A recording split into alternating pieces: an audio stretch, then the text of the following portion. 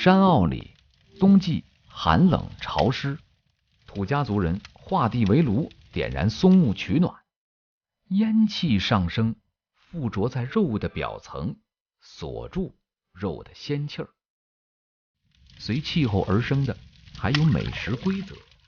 清冷的日子里，就着取暖的热乎劲儿，在火塘吃火锅，也就顺理成章地出现在土家族人的客厅中，但却很有仪式感。当黑如焦炭的腊肉洗心革面，露出迷人的肉色，腊肉土锅顿时开启了美颜功能。切片、翻炒、炖煮，在脑补了这段唯美画面之后，吃货们便寻香而往，纷至沓来。